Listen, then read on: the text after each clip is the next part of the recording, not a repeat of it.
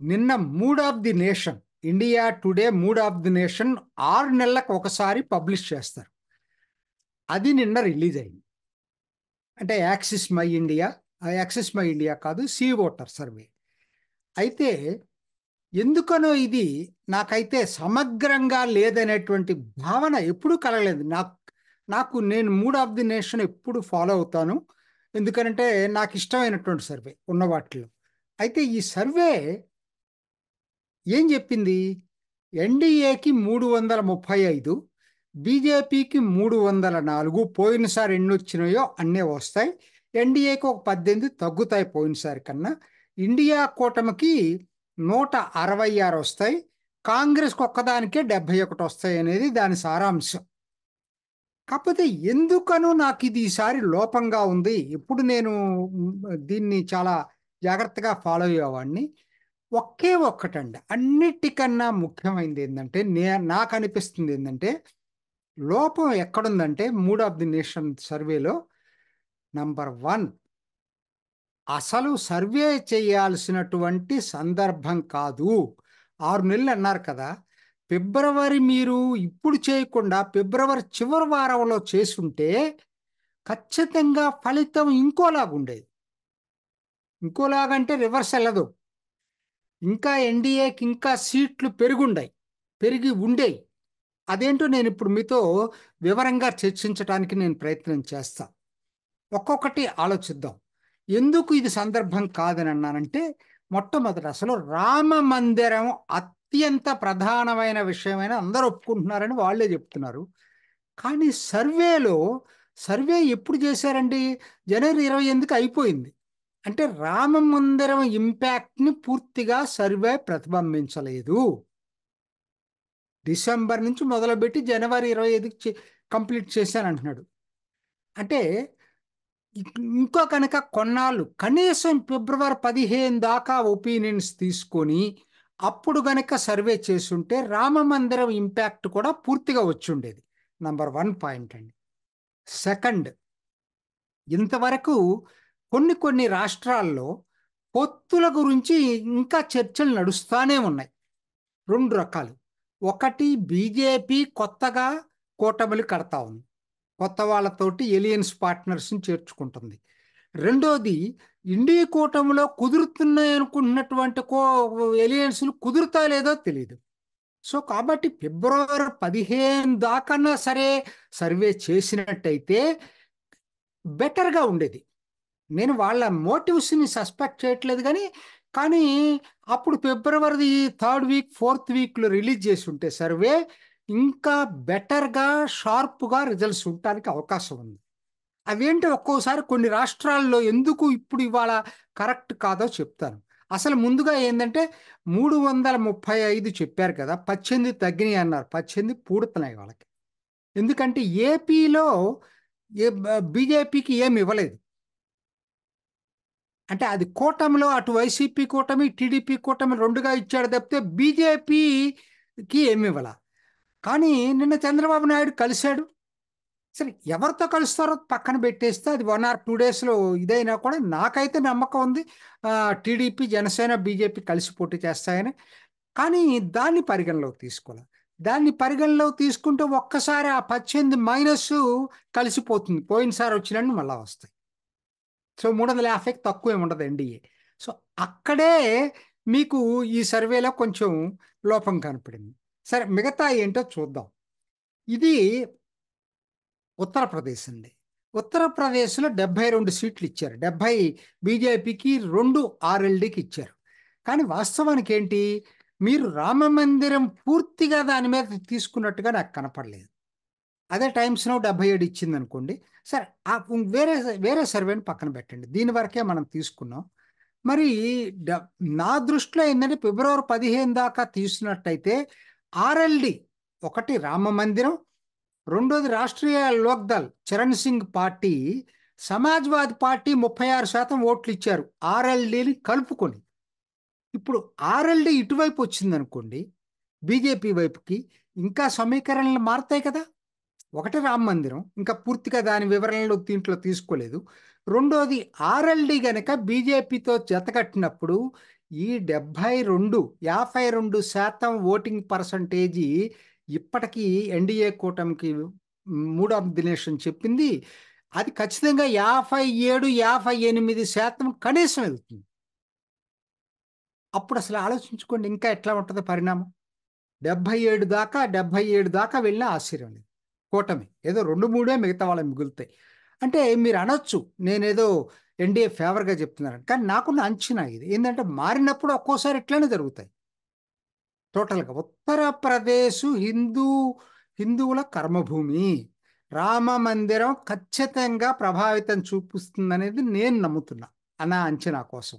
రెండోది ఆర్ఎల్డి, పశ్చిమ ఉత్తరప్రదేశ్లో ఆర్ఎల్డి కలవటం అనేది జాట్లు మొత్తం గుంప కొత్తగా ఈ కూటమి వైపు వచ్చినట్టు అవుతుంది. ఎందుకంటే ఇప్పటికే వాళ్ళు 2గా డివైడ్ అయిపోయారు, బీజేపీ ఆర్ఎల్డి కింద.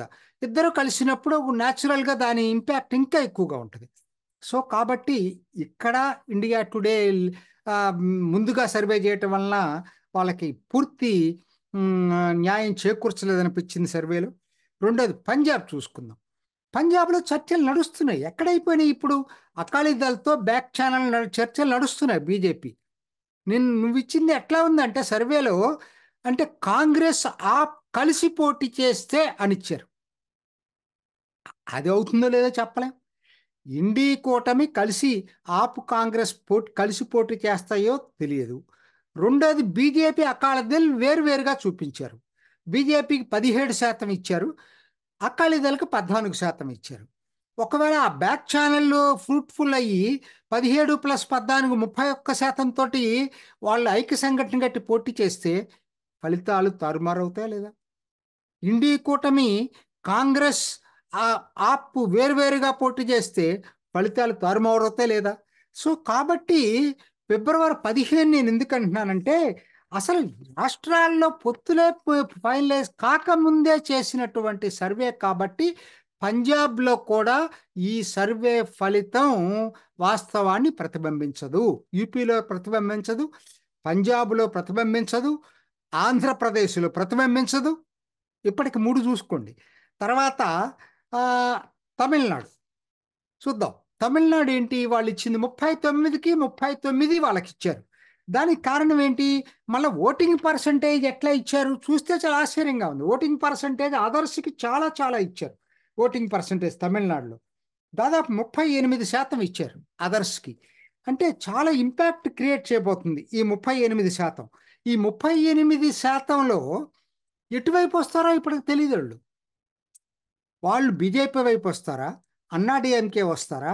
ముఖ్యంగా ఆ వచ్చే వాళ్ళు ఎటువైపు ఉంటారు ఏంటంటే ఏ ప్రాంతంలో? ఉదాహరణకి కొన్ని చోట్ల ఇప్పుడు ఉదాహరణకు ఒకటి చెప్తానండి. టీటీవీ దినకరన్ ఏఎంఎంకే ఉంది. వాళ్ళు దక్షిణ తమిళనాడులో తేవర్స్లో ఒక సిగ్నిఫికెంట్ ఓటు క్యాచింగ్ ఉంది వాళ్ళకి. వాళ్ళు బీజేపీతో కలిశారనుకోండి, దక్షిణాదిలో పార్లమెంటు స్థానాల్లో మార్పు వస్తుంది.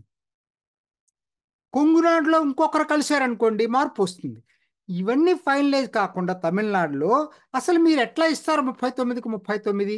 కాబట్టి అంటే మీ మోటివ్స్ని నేను సస్పెక్ట్ చేయట్లా,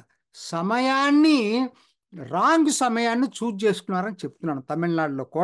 తమిళనాడులో కూడా ఇంకొన్న 2 వారాలు ఆగితే ఈ పొత్తులు కనుక ఏదో ఒకటి తేలితే అప్పుడు మీరు సర్వే చేస్తే ఫలితం వేరేలాగా ఉండే అవకాశం ఉంది.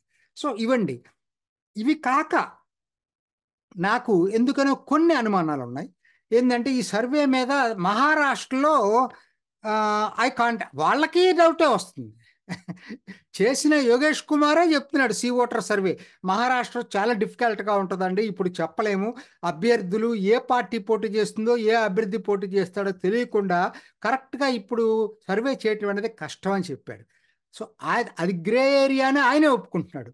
సో కాబట్టి 22-26 తారుమారు కావచ్చు, ఇంకా పెరగవచ్చు ఎన్డీఏకి. సో కాబట్టి ఇప్పుడు చెప్పలేము, తగ్గేటైతే మాత్రం ఉండదు బీజేపీకి ఎటువంటి పరిస్థితుల్లో కూడా అసలు. కాబట్టి మహారాష్ట్రకు తేలాల్సింది ఉంది, ఇది కూడా 2 వారాలు ఆగితే తేలేది. చూడండి అసలు ఏందో మరి ఇక్కడ వాళ్ళు తీసుకున్న తప్పులు. తెలంగాణలో బీజేపీకి 4కి 3 వస్తాయని చెప్పారు, 1 తగ్గుతుందని చెప్పారు. ఎందుకనో దీన్ని నేను నమ్మలేకపోతున్నాను. నా ఒపీనియన్స్ నేను ఆల్రెడీ మీకు ఇంతకుముందు వీడియోలో చెప్పాను. వాళ్ళకి 5 నుంచి 7 మధ్య బీజేపీకి వచ్చే అవకాశాలు ఉన్నాయి.